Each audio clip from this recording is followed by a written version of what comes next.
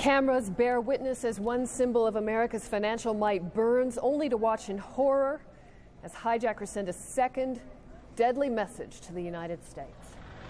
And then, only half an hour later, another target, another city, this time the Pentagon, the military seat of the world's only remaining superpower. And there was more to come. Plane number 4 goes down in rural Pennsylvania. Dozens of people killed.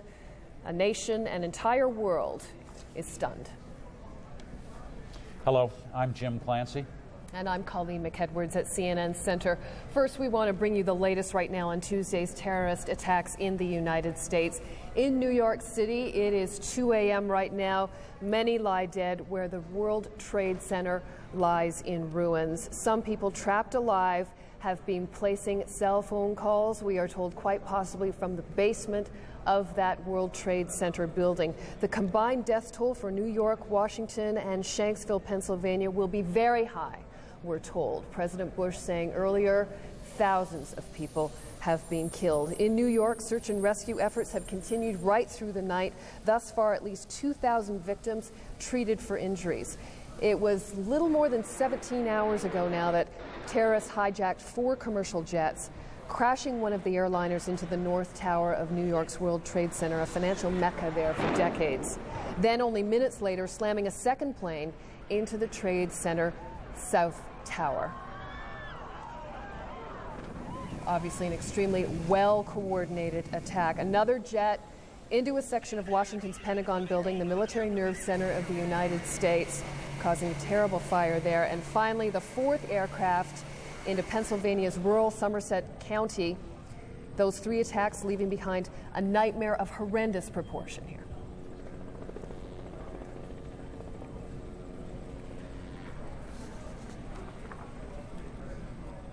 The dimension will be very large. In terms of the people we're looking for, it's a couple of hundred firefighters and police officers, which is a staggering number. As far as the number of people in the building, that'll be in the thousands. But there's no way of knowing at this point, and we're going to keep praying and hoping that we save as many people as possible. And in addition to the carnage, the terrorist attacks in New York and Washington effectively shut down both cities, suspended domestic flights at all U.S. airports. Those flights to be suspended, we're told, until tomorrow, at least around noontime. Jim? Well, between 100 and 800 people are believed to have lost their lives when another suicide jetliner, if you want to call that, slammed into the Pentagon. 64 people were killed aboard the hijacked Boeing 757 as it plowed into the headquarters of the U.S. Defense Department. 24,000 people work at the Pentagon. Defense Secretary Donald Rumsfeld was in his office at the very time of the impact. He briefly was helping out with the rescue operation. CNN national correspondent Bob Franken will be joining us with more from the Pentagon in just a matter of a few minutes. All right, as we continue to cover the situation, we know that the 100 and 800 people were in the Pentagon. We know also that there were a number of people on board another aircraft that went down. We want to take a look at some of the events as they happened throughout the day, a tick-tock, if you will, of the events as they unfolded. Astonishing, many Americans, astonishing people all around the world as they watched the explosions, as they heard the events unfolding. Bill Hemmer giving us now a look back at the day the U.S. President. All right, we're going to go, I am told now we're going to go to New York. Garrett Utley is standing by there with some thoughts from the middle of the night in the city that never sleeps. Garrett? Jim, the figures we've been able to report that have been more or less given to us by city officials here in terms of casualties really only concern city employees, firemen and policemen and women. 80 or more policemen and women believed to be missing and probably lost tragically. 300 and perhaps more than 300 members of the New York City Fire Department lost. 300 entire units, the elite rescue teams, number 1, rescue team number 2, rescue team number 4, were in the towers. They're disappeared, they're lost. Tonight, we see some of the first video coming out. The giant searchlights have been brought in, run on generators there in Lower Manhattan, around the area where the towers collapsed. Indeed, the third building collapsed in that neighborhood too earlier this evening. The rescue efforts are underway, but it's going to be a long, long process. And of course, when we look at this, the scene tonight, what we remember and what shocks us and touches us is that here in New York, it was a day that started really so peacefully. It was such a beautiful morning. The air was clear over Manhattan, the sky a rich blue. The two twin towers stood tall, anchored in bedrock of granite, so secure, so unshakable. And then, we have seen smoke and destruction before, but we've never seen madness like this. Or catastrophe like this. The whole tower just came down. It was a morning when words could only begin to express the horror.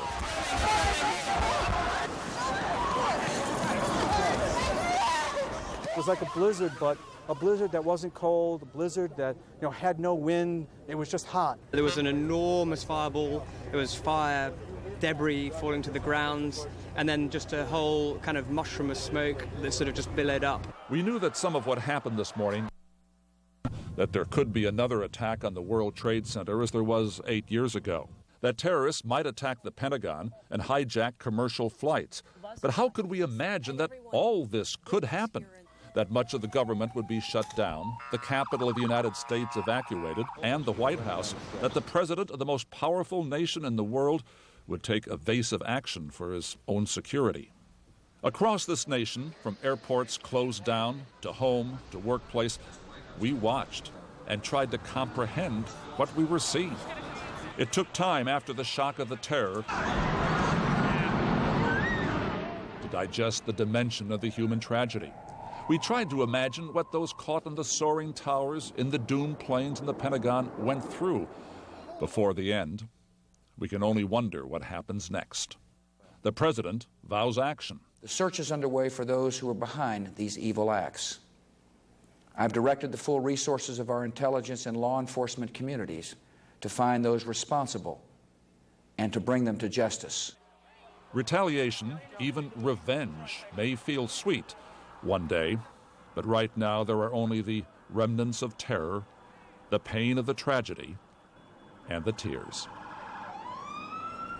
And how do we handle those tears and the trauma tonight for the victims, their families in Washington and here in New York City? Frank Donahue is with the disaster relief units of the American Red Cross. You've been down there today. Tonight, they're the logistics. Housing people, how many? Tonight we have about 13 shelters. The Greater New York Red Cross has 13 shelters open in Lower Manhattan. These are for people in buildings in the endangered that have been area. Evacuated, Battery Park, etc., where apartments, just people cannot return to that area tonight at all. It's too dangerous. And you're feeding about 10,000 meals down there? Working with the Salvation Army, feeding about 10,000 police and firefighters and disaster workers on the scene tonight. These are the immediate problems. We've seen the medical problems, the scenes in the hospital, emotional problems, psychological counseling. You get involved in that too. Absolutely. Who does it and what do they do? We have trained, certified volunteers that are certified psychiatrists, psychologists, social workers that are trained by the Red Cross that we have tonight that are working in Lower Manhattan, that are working at our center on Amsterdam, and that are working actually at LAX, at Boston's Logan Airport, at every airport where people were affected by today's disaster. And what are the patterns? What are the key things these counselors, these therapists really can do? Immediate assistance to people, to be there when they hear incredible news that someone that they love very much may well be in that rubble that we see behind us, and to be there to provide solace, to kind of provide direction to them, to help them make it through the first couple hours. This is psychological, emotional first aid, absolutely, if you will. Absolutely. What happens after tomorrow, or the day after, or next week with these people? Red Cross's role is to be there, again, immediately on the scene, to provide that first aid, if you will. We'll begin to then refer people to their clergy, etc., and other kind of long-term help. We see again the people in the wheelchair, the people on the gurneys today, and we can only think of those who are still under the rubble. You've been to Bosnia. Been earthquakes in Turkey? Turkey 2 years ago, the earthquake, and it's the same kind of eerie feeling when I came through the Holland Tunnel today from Philadelphia. And I got down there and listened to that sort of dead silence that you see, and to see relief workers and hundreds of firefighters just waiting to be called in to respond. I saw it in so many places, and now to see it in America, it's pretty shocking. Shortages. We've heard about blood. Need blood? Absolutely. 1-800-GIVE-LIFE. Every American could give blood. We never want our country to have a blood shortage again. This is a sign to all of us. We should never have a blood shortage in this nation. And in a crisis like this situation we're going through tonight and we'll go through tomorrow, what are the other shortages? Not enough doctors, not enough ambulances, what? Not enough volunteers, people to continue to provide relief. This operation will go on for many, many weeks. The folks in Battery Park and those neighborhoods are going to continue to need assistance. And Red Cross will be there tonight in other parts of New York responding to the regular disasters that you see. And so volunteers, blood, financial resources, all of those things are what Red Cross needs, and so many organizations like the Red Cross need to continue to be there when people need us. Have we ever had this kind of a disaster calamity in the United States? This is monumental. Even more than the natural ones? The great Absolutely. floods? I mean, certainly the hurricanes, the floods, the things that we've seen in this country are devastating, and people are stunned, but this is overwhelming to think that this has been inflicted upon America by who knows who, but that in moments, what you saw in the beginning of the scene of how beautiful and serene New York was, and now look at this tonight. And it'll be there tomorrow. Absolutely. For days to come. Frank Donahue, the Red Cross, thank you so very much, Garrett. Back to you, Jim Cummings. All right, Garrett Utley, thanks very much for that. Let's move now from New York to the seat of U.S. military defense, the Pentagon. At the Pentagon, the hijacked airliner that hit that building at 9:38 a.m. ignited a huge fire there. Firefighters battled that blaze all day to try to bring it under control. Now rescuers are searching for up to 800 missing people there. CNN's Bob Franken joins us now from the Pentagon with the very latest. Bob? Colleen, let me put that figure in perspective if I could just a little bit. That is an estimate, a real wide-ranging estimate from one local fire chief who said there could be between 100 and 800 dead. That was just his estimate. Pentagon sources are saying that's probably wildly high, but they have been insistent that they were not going to release any casualties until the people who you see in back of me, the ones who have been watching this blaze throughout the evening, are in fact going to go into the building. You can see aerials that show just the magnitude of the damage that was done here, aerials that were shot by a Washington station, WTTG. You should understand this is a massively huge building, over 17 miles of corridors. About half of them, by the way, will be closed tomorrow because of concerns of structural damage, although officials here say they are insistent. They want to open this building and at least have some of the workers in to make a statement to the world that the U.S. military establishment has taken a hit, but it is not down. And as a matter of fact, already there's some preliminary planning going on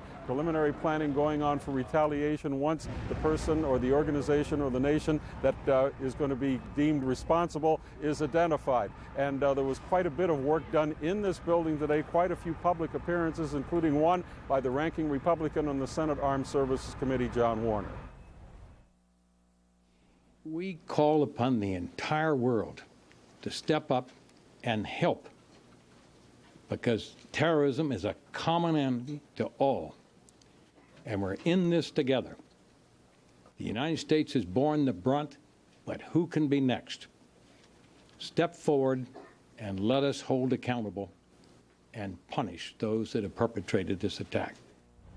As I mentioned, the firefighters and the rescue people in the back here are in a holding pattern right now, waiting for the rest of the flames to go out. The plan is at daybreak to start peeling away the section that was hit by the airplane and to go in and see just how really serious the damage was inside. Damage, of course, that we can see is pretty much catastrophic. Colleen? Bob, do you have any more information about what was in that section of the damaged building? What kind of work went on there? Well, it was fortunate in a way in that none of the vital offices are located in that section. You had some Army offices here, you had some Navy offices here, but the Military Command Center, the Joint Chiefs of Staff, the various secretaries, including, of course, Secretary Rumsfeld, were in other parts of the building. But as I mentioned, about half of the building is going to be closed tomorrow because of a concern not just in the direct area that was hit, but other areas there may have been structural damage which could make it fairly dangerous dangerous to be there. Colleen? Understood. CNN's Bob Franken at the Pentagon. Thanks. Jim? Colleen, we haven't talked as much about the fourth hijacked plane, United Airlines Flight 93. It crashed south of Pittsburgh in western Pennsylvania. Administration officials saying the presidential retreat at Camp David may have been the target. Now, David Mattingly joins us from the crash site with more on the investigation underway there. David? Jim, Pennsylvania state troopers tonight have the crash site secured, treating it for the moment as a crime scene. Yesterday afternoon, the FBI clearly taking charge of the investigation. According to people in the area, the plane was flying at a very low altitude when there was a rush of engine noise. At that time, the plane then turned and plunged at a 45-degree angle, crashing into a field which is part of a strip mining operation near the town here of Shanksville. FBI confirms there were 38 passengers and 7 crewmen on board. No survivors. There are only small pieces of debris to be found at the scene. At the crash site, there is an impact crater. It appears as a blackened pit on the edge of a green, grassy field. A key find will be the black box, the flight recorder. There are also reports the FBI is examining a 911 call originating from a passenger on the plane taken by a 911 operator at a neighboring county here in Pennsylvania. They hope, among so many other things, to find out why this hijacked plane failed to reach its target. And as you said earlier, government sources are now saying that senior administration officials told Congress they believe the plane was headed for either the White House, Camp David, or the Capitol building.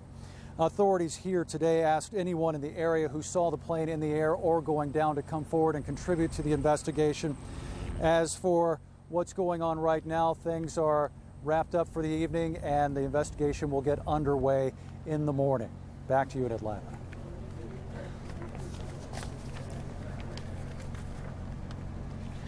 All right, David, as we look at the crash scene there, it's a scene that people don't really understand. You've outlined, they don't really have anyone that eyewitnessed this. I had thought that earlier in the day there had been a report of someone describing what had happened as the plane came down. Oh yes, there were eyewitnesses, but they're calling for anyone who may have seen the plane in the air to come forward. They have the initial accounts, as we have relayed to you, that the plane appeared to have a rush of engine noise and then veer off and then down, striking the ground at a 45-degree angle.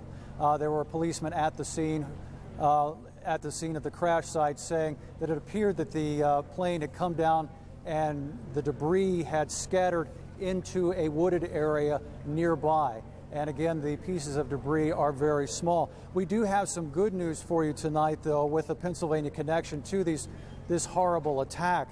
At 7:56 p.m., a man and 2 police officers trapped in the World Trade Center were unable to get through to 911 in New York and call for help. So the man called his sister in the Pittsburgh area, who then called her local 911. They were then able to direct police in New York to their location and to their successful rescue. And to quote one 911 official here, a very positive note to a sad and tragic day. All right, David Mattingly reporting to us there from Pennsylvania, the latest on that investigation. Now, a man who was on board one of the flights that was doomed, that flight that we're talking about in Pennsylvania, called his mother as the aircraft was being hijacked. Mark Bingham had boarded United Airlines Flight 93 in Newark, New Jersey. He called his mother in the San Francisco Bay Area just before the plane crashed near Pittsburgh. That I love you very, very much in case I don't see you again. I said that. That the plane has been taken over by hijackers. And then I said, well, we love you very much too, Mark. Let me go get your mother. I got on the phone, Mark, and he said, hi, Mom, this is Mark Bingham. Giving me his last name. And he said, I want to let you know that I love you. And I'm flying. I think he said I'm in the air. I'm calling you on the air phone of the airplane. In his seat. I presume so.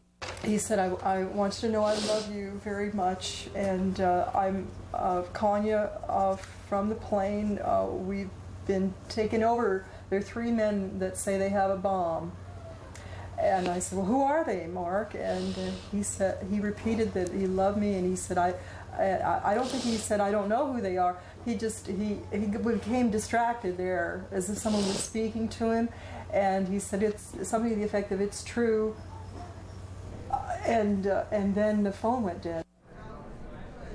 All right, and one person on one of the flights, also a man, actually had the presence of mind to phone emergency personnel from his cell phone to report, to say, we are being hijacked. Let's take a look at a night shot right now, the Manhattan skyline as it looks at this moment. Live pictures now of the skyline. You can still see dust and smoke in that area amid the lights of New York, a city that, by all accounts, will never be the same again, not just in terms of its skyline, its landscape, but in terms of the sensibilities of the people who live in it and who live in this country.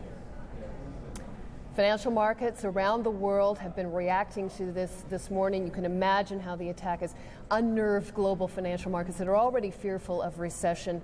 Asia opening today with quite a downturn. Richard Quest is in London with more on that, and all the international tenants who were at this World Trade Center as well. Richard, quite a few in that enormous building where some 50,000 people would go to work every day. Absolutely. There were some 435 tenants from around 26 countries from across the globe. There were offices from just a small suite of offices anywhere in the building to large banks that had several floors with employees. Taking a look at some of the international companies that had offices and had a presence in World Trade Center 1 and 2. There was the British company Thomson Financial, which had offices in the World Trade Center. Morgan Stanley, the largest tenant, had over 22 floors in World Trade Center 1. The company put out a statement late yesterday saying all of the businesses are functioning and will continue to function, but obviously the prayers and sympathies are with their employees. Some 3,500 people worked for Morgan Stanley at World Trade Center. Cantor Index, and a company on both sides of the Atlantic, Cantor Fitzgerald, as it's known, had 5 floors. 800 employees at least were working or had a presence in the World Trade Center. The company putting out its statement saying that over 1,000 employees employed by the two companies in the World Trade Center. The chairman saying, in a difficult, confused situation, we're doing all we can to determine the whereabouts of our colleagues. Keefe Bruyette, a brokerage specialising in banking matters, also there. Empire Blue Cross and Blue Shield, that's the US major insurance corporation. The healthcare insurance was an international corporation that had a presence in the World Trade Center. And Credit Suisse First Boston, the Swiss multinational, one of the largest in the world, the banking, investment banking, trading organizations. Not only does it have other offices within Manhattan, but had a large presence in the World Trade Center. And Oppenheimer Funds. These are just a short list, if you like, of some of the major names that had offices, some small suites, others large numbers of floors, like Morgan Stanley in the World Trade Center. Now, joining me on the line is Bob Hormats. Robert Hormats is Vice Chairman of Goldman Sachs International. Their offices are on Broad Street by the New York Stock Exchange, but not that far from the World Trade Center. Bob, thanks for joining us. First of all, let's start with Goldman Sachs, your employees, and what you can tell us about the situation.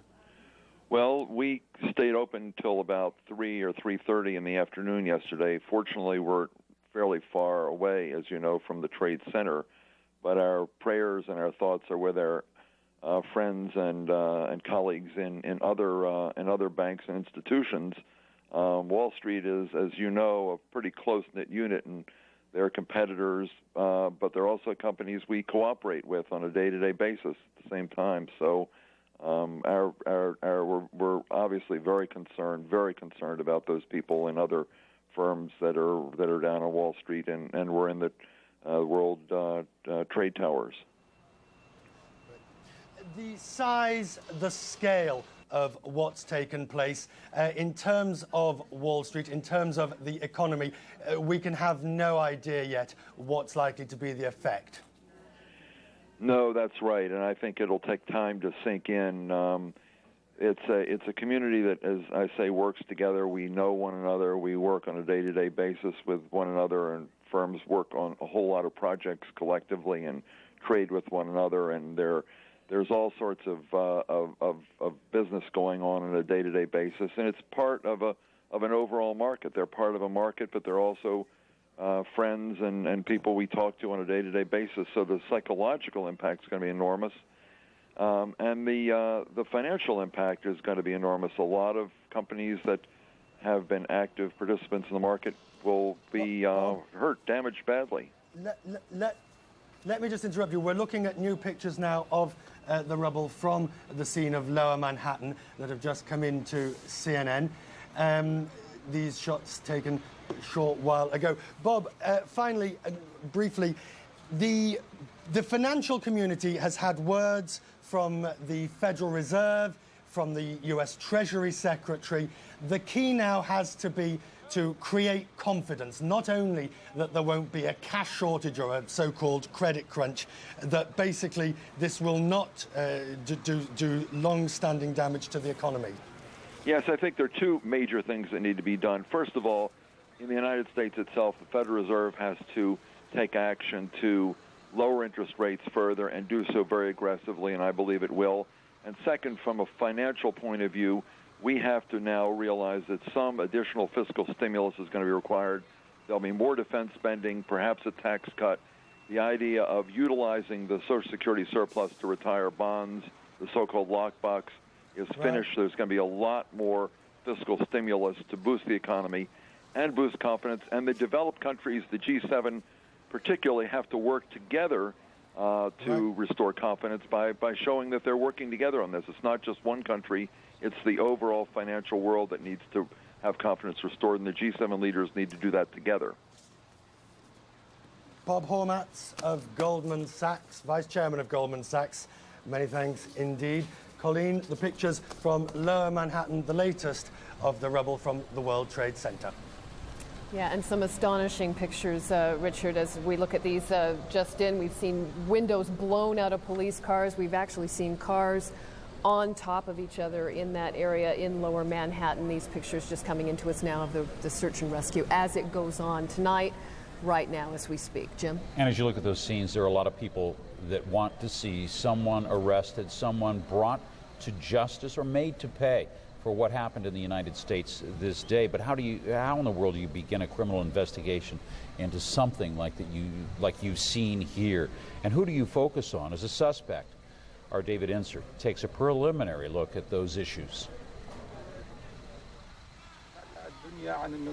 U.S. officials say fugitive Saudi-accused terrorist Osama bin Laden's group is at the top of their list of suspects. There are good indications people with links to bin Laden may have been responsible for this attack, said one, including specific intelligence. In Afghanistan, however, where bin Laden is a guest of the Taliban government, the foreign minister told reporters, quote, "We have tried to assure the United States in any kind of way we can that Osama is not involved in these kinds of activities." One U.S. intelligence official responded angrily, calling that, quote, a lie. I think we will soon be able to identify who the culprit is, but tonight is not the night. Intelligence and law enforcement professionals say, though bin Laden is at the top of the list of suspects, involvement of agents of Iraqi President Saddam Hussein or of individuals associated with Palestinian groups or Hezbollah cannot be entirely ruled out yet, especially given the size and complexity of the operation. We may find that this particular action involved actors from several different sources. On Capitol Hill, some members said the Central Intelligence Agency needs to do a better job of infiltrating terrorist groups. This obviously was a failure of a great dimension. We had no specific warning of the United States being attacked, although people have alluded to that before. We've got to do better. We must do better. At the Central Intelligence Agency, officials point out that no one hears of their successes, only their failures, though they concede bitterness at failing to obtain advance warning of the attacks on New York and Washington. They note CIA Director George Tenet has repeatedly warned the bin Laden group could strike the U.S. at any time. As for how to respond once culprits are found, terrorist experts were relieved to hear the White House say the bombing of Kabul was not U.S. retaliatory missiles, but apparently Afghan rebels. This is not something that's going to be solved by a salvo of cruise missiles bouncing some rocks in Afghanistan if it turns out to be Osama bin Laden. This will be a war